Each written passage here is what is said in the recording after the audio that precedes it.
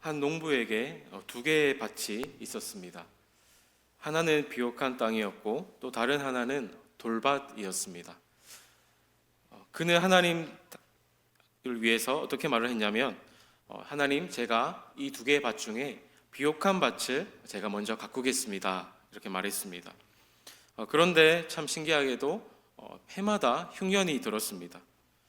어느 날 그는 기도 중에 하나님께서 말씀하시는 듯한 음성을 듣게 되었습니다. 내가 너에게 준 사명은 비옥한 밭이 아니라 돌밭을 일구는 일이었단다. 농부는 그제서야 깨닫고 돌밭을 갈기 시작했습니다. 그리고 그해 돌밭에서 오히려 풍성한 열매를 맺게 되는 그런 결과를 농부가 얻게 되었습니다. 이 이야기처럼 오늘날 우리는 하나님을 위해서 살아간다고 하지만 여전히 내 욕심, 내 기준을 가지고 나아갈 때가 많이 있습니다. 위의 농부처럼 비옥한 땅을 먼저 선택하고 그것을 가꾸고 싶어 하는 것이 우리 모두의 사실 본성입니다. 하지만 어떤 사람에게는 돌밭을 선택하여서 그 돌밭 가운데 풍성한 열매를 맺기 원하시는 분이 또 하나님이시기도 합니다. 그렇기에 나의 힘과 능력, 또 내 생각을 의지하기보다는 하나님의 영으로 인도함을 받고 살아가는 것, 이것이 바로 하나님께서 기뻐하시는 사람입니다. 하나님을 믿는 성도는 무엇보다 이 성령의 능력으로 우리 삶을 살아가야 합니다. 하나님의 성령의 그 공급, 그리고 지속적인 임재를 경험하면서 살아가기를 원하십니다. 오늘 말씀 속에서 하나님께서는 그래서 힘을 의지하지 말고 또 능력도 의지하지 말고 오직 나의 영으로 말미암아 나아가라, 또 나의 영으로 말미암아 된다, 이렇게 말씀을 하십니다. 그래서 오늘 말씀을 통해서 이 시간 영이신 그런 성령님의 특징에 대해서 한번 살펴보고 우리가 또 어떻게 나아가야 될지에 대해서도 한번 알아가는 시간 되기를 소망합니다. 첫 번째, 성령은 하나님의 사역함에 있어서 유일한 원동력이시다라는 것입니다. 우리 6절 말씀 오늘 읽으셨는데 우리 한번 같이 읽어보도록 하겠습니다. 6절 말씀 시작. 그가 내게 대답하여 이르되 여호와께서 스룹바벨에게 하신 말씀이 이러하니라. 만군의 여호와께서 말씀하시되 이는 힘으로 되지 아니하며 능력으로 되지 아니하고 오직 나의 영으로 되느니라. 당시 스룹바벨은 이제 성전 재건을 위해서 힘쓴 사람 중에 한 명이었습니다. 그런데 최선을 다했음에도 불구하고 현실을 보니까 너무나 어려운 점이 많이 있었습니다. 페르시아의 정치적인 압박, 그리고 사마리아인들의 방해, 이스라엘 백성들의 사기 저하 등등 이 모든 현실의 문제점으로 인해서 성전 재건이 가로막혀 있었습니다. 그때 하나님께서 스가랴를 통해서 말씀을 하시는 것입니다.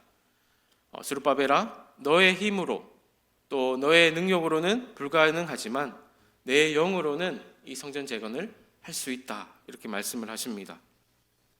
여기서 말하는 히브리어 원문을 보면 힘을 먼저 보게 되면 군사적 역량이나 자원의 풍부함을 의미하고 있습니다. 그리고 능력은 인간의 정신적, 육체적인 역량을 가리킵니다. 그래서 하나님의 일은 아무리 사람이 힘이 있다고 할지라도, 그리고 능력이 있다고 할지라도 사람의 힘과 능력으로 이루어질 수 있는 것이 아닙니다. 하나님의 일은 오직 성령의 능력으로만 이루어지는 것입니다. 그래서 하나님의 역사는 아무리 사람이 힘을 써도 인간의 자원으로는 감당할 수 없는 초월적인 역사라고 말할 수가 있습니다. 오순절의 성령 강림 사건을 보면 우리가 그것을 자세히 알 수가 있습니다. 우리 제자들은 예수님을 믿고 나아갔지만 여전히 두려움 속에서 살고 있었습니다. 그리고 복음을 전하기도 두려워서 늘 이렇게 숨어 다녔지만 성령을 임하고 나서 제자들의 모습은 순식간에 바뀌게 되었습니다. 성령을 경험하기 전에 제자들의 모습은 두려운 인간에 불과했지만 성령이 임한 제자들의 모습은 목숨을 걸고 복음을 전하는 그런 위대한 사도로 바뀌게 되었던 것입니다. 오늘날 교회가 잃어버린 것은 무엇일까요? 많은 교회들은 이제 프로그램과 조직을 통해서 교회를 운영하기도 합니다. 하지만 그 가운데서 성령의 능력과 또 감동이 있는지 우리는 한번 살펴보아야 합니다. 진정한 부흥은 조직의 힘이 아니라 성령의 바람이 불 때 일어나는 것입니다. 사람의 힘으로 하는 것은 한계가 있습니다. 성령을 무시한 채 사람이 계산하고 계획한 것에는 성령의 능력이 나타나지 않습니다. 바울도 이런 면에서 참 대단한 점은 자신이 뛰어난 학자였고 지식적으로 볼 때 부족함이 없는 사람이었습니다. 그렇게 위대한 바울이 인간의 지혜가 아니라 언제나 자신의 사역에 있어서 성령의 능력을 신뢰했던 사람입니다. 오늘 보지는 않았지만 고린도전서 2장 4절에 보면 제가 읽어드리겠습니다. 나의 말과 나의 전도함이 설득력 있는 지혜의 말로 하지 아니하고 다만 성령의 나타남과 능력으로 하여. 바울은 그래서 항상 내 힘과 내 능력이 아니라 성령의 나타남과 능력으로 사역했던 사람이 바울입니다. 그래서 하나님의 일은 하나님의 방법대로 해야 된다라는 것입니다. 사람의 힘으로 하려고 했던 모든 것들이 있다면 다 내려놓고 하나님의 도우심만을 구할 수 있는 우리 모두가 될 수 있기를 바랍니다. 두 번째 보겠습니다. 두 번째는 성령은 끊임없이 우리에게 기름을 공급하신다라는 사실입니다. 오늘 읽으신 2절과 3절 말씀을 한 번 더 보도록 하겠습니다. 2절과 3절입니다. 그가 내게 묻되 내가 무엇을 보느냐? 내가 대답하되 내가 보니 순금 등잔대가 있는데 그 위에는 기름 그릇이 있고 또 기름 그릇 위에 7 등잔이 있으며 그 기름 그릇 위에 있는 등잔을 위해서 7 관이 있고 그 등잔대 곁에 2 감람나무가 있는데 하나는 그 기름 그릇 오른쪽에 있고 하나는 그 왼쪽에 있나이다 하고. 복잡하게 이렇게 나와 있는 것 같지만 등잔대가 가운데 있고 좌우에 2 감람나무가 있습니다. 그래서 그 2 감람나무가 그 등잔대를 이제 연결해주고 있다라는 그러한 모습을 상상하시면 됩니다. 그래서 스가랴가 본 등잔대는 7 등잔을 가진 순금으로 만들어진 등잔대가 있었습니다. 그 곁에 좌우에 감람나무가 하나씩 있고 그 나무들로부터 그 관이 연결되어 가지고 그 기름이 이게 등잔으로 이렇게 연결되어서 이제 흘러가는 모습을 상상하시면 됩니다. 이것은 성령님의 끊임없는 공급을 상징하고 있습니다. 등잔대는 하나님의 백성과 교회를 상징하고 등잔대를 비추는 빛은 바로 세상 속에서 하나님의 임재를 의미하고 있습니다. 그러나 그 등불은 스스로 불을 켤 수가 없습니다. 빛을 낼 수가 없기에 그 감람나무로부터 또 기름을 공급받을 때, 그 공급될 때에만 꺼지지 않는다라는 것입니다. 그래서 그 기름이 바로 성령의 은혜라고 우리 말할 수가 있습니다. 그래서 하나님은 백성에게 말씀을 하십니다. 너희의 신앙이 점점 더 꺼져가는 이유는 외부의 방해가 아니라 바로 영의 기름을 공급받지 못하기 때문이다. 이렇게 말씀을 하십니다. 오늘 우리의 신앙도 그런 것 같습니다. 기도가 메말라 있고 또 예배가 무기력해지는 이유는 성령의 기름이 말라버렸기 때문입니다. 성령은 단 한 번 체험으로 끝나는 분이 아닙니다. 날마다 우리가 하나님 앞에 나아가서 새롭게 기름을 채워져야지 우리가 불을 계속해서 밝힐 수가 있습니다. 그래서 이런 점에서 에베소서 5장 18절에 보시면 성령으로 충만함을 받으라. 우리 잘 아시는 구절인데 이것이 기록되어 있습니다. 여기서 계속 충만하라, 성령으로 충만함을 받으라라는 뜻은 계속해서 충만하라입니다. 계속해서. 그래서 우리의 신앙이 정지된 그러한 저장의 탱크가 아니라 흘러가는 생명수의 통로라는 것을 기억하시고 매일매일 또 이렇게 기도로 성령의 기름을 구할 때 우리의 등불은 꺼지지 않고 빛이 날 것입니다. 성령 없는 신앙은 그래서 껍데기일 뿐입니다. 성령이 공급될 때 우리의 그러한 어두워졌던 영혼들은 다시 한번 깨어나게 되고 교회도 다시 한번 일어나게 되는 것입니다. 그러기 위해서 우리가 또는 내가 할 수 있는 것은 바로 작은 일이라도 시작하는 것입니다. 스룹바벨이 성전의 기초를 놓았을 때 백성들이 실망을 했습니다. 왜냐하면 이전의 성전과 비교했을 때 너무나 초라했기 때문이죠. 이전의 성전은 금으로 아름답게 지어져 있었는데 포로 귀환 후에 지어진 성전은 이전의 성전에 비해서 너무나 초라했기 때문입니다. 그래서 이 초라한 것이 무엇이냐 이렇게 말을 할 정도였어요. 그들의 눈에는 짓고 있는 성전이 너무 작고 초라하게 보였습니다. 하지만 그 초라하고 작은 그 성전 가운데서도 하나님께서는 말씀을 하십니다.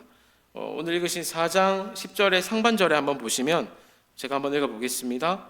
작은 일의 날이라고 멸시하는 자가 누구냐, 이렇게 나와 있습니다.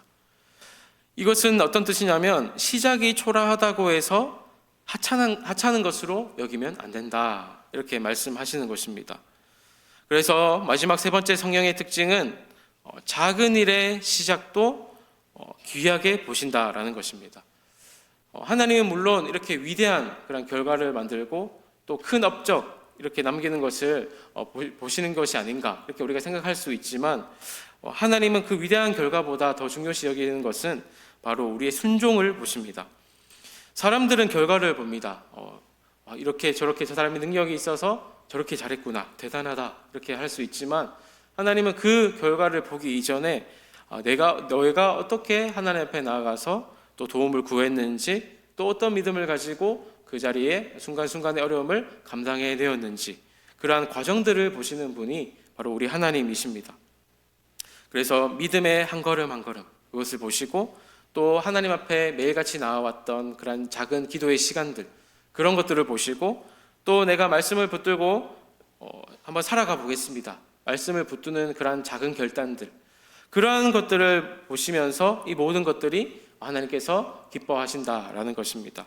그래서 하나님께서 원하시는 것은 화려하고 또 외적으로 완벽한 그러한 제사가 아니라 작고 초라한 것이라고 할지라도 하나님 앞에 내가 전심으로 다가가서 또 이게 순종하는 모습들, 또 하나님 말씀을 가까이 하는 모습들이 하나님 기뻐하시는 것입니다. 결국 스룹바벨이 놓은 그 기초 위에 언젠가는 그러한 머릿돌이 놓일 날이 오게 될 것이다, 이렇게 오늘 본문에 말을 하고 있습니다. 이렇게 놓은 기초 위에 머릿돌이 놓인 그날에 백성들은 어떻게 말하냐면 7절 우리 한번 후반절에 중반절부터 보시면 그가 머릿돌을 내놓을 때 무리가 외치기를 은총이 그에게 있을지어다 하리라 하셨고, 이제 성전이 점점 완성되어 갈 때 은총이 있을지어다 이렇게 말하는데, 여기서 말하는 은총은 하나님의 호의와 사랑을 의미하고 있습니다. 성전을 완성되게 되는 그날에 결국 백성들이 고백하는 것은 이 성전은 하나님의 은혜로 짓게 되었다, 이렇게 고백하게 될 것이다 라는 것입니다. 우리의 삶 속에서도 마찬가지입니다. 하나님은 우리의 그런 작고 부족한 헌신을 통해서 놀라운 일을 이루어 가십니다. 믿음의 겨자씨 작은 것 그 하나를 심으면 성령이 자라게 하시고 열매 맺게 하신다라는 것입니다. 마가복음 4장 31절 32절에 보시면 우리에게 겨자씨만한 믿음이 있다고 할지라도 나중에 그것이 심긴 후에 자라서 모든 풀보다 커지고 큰 가지를 내어서 공중의 새들이 그 그늘에 깃들일 만큼 된다라고 하셨습니다. 작은 것이 엄청 커지게 되는 거죠. 하나님은 우리의 작은 모습이라고 할지라도 결국에 그 모습을 통해서 큰 일을 이루게 하시는 분이십니다. 그래서 오늘 본문의 그 성전 재건의 이야기, 이것을 보면 이것은 단순한 이스라엘의 역사 이야기가 아닙니다. 우리의 각자의 인생에도 되돌아보면 성전 재건의 시간이 필요할 때가 있습니다. 무너진 관계를 회복하고 또 식어버린 신앙, 그리고 형식화된 신앙을 다시 세우는 그 길은 결코 쉽지가 않습니다. 하지만 하나님께서 말씀을 하십니다. 너의 힘으로는 안 되고 너의 능력으로도 안 되고 오직 나의 영으로만 된다, 이렇게 말씀을 하십니다. 그래서 우리의 사역 가운데 또 우리의 가정이 또 나의 신앙이 다시 세워지기 위해서는 성령의 도움을 우리는 구해야 하는 것입니다.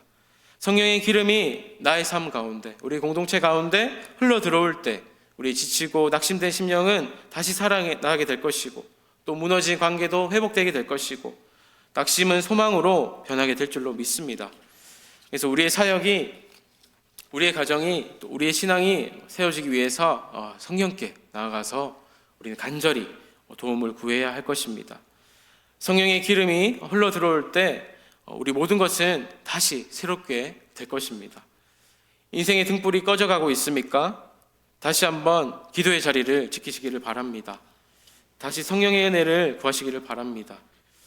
혹시나 나의 그러한 모습이 너무나 초라하게 혹시 보이시는 분이 있으십니까? 또 너무 작아 보이는 분이 계십니까?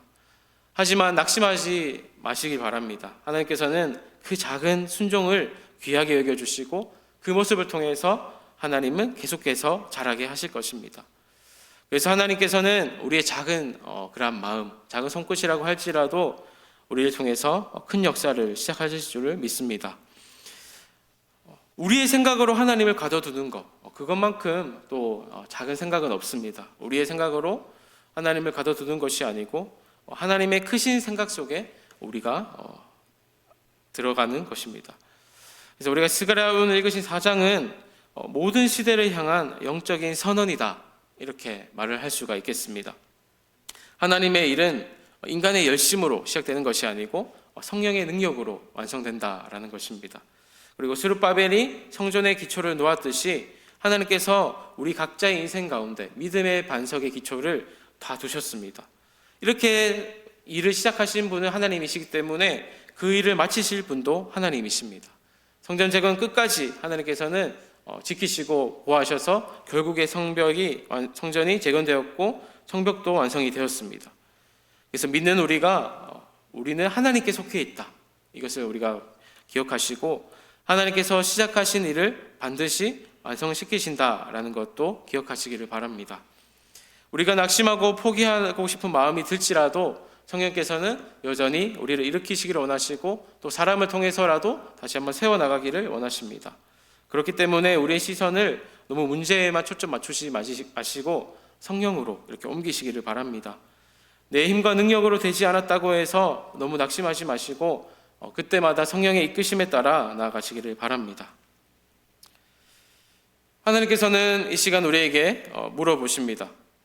각자에게 물어보시죠. 너는 무엇으로 삶의 성전을 세워나가겠느냐?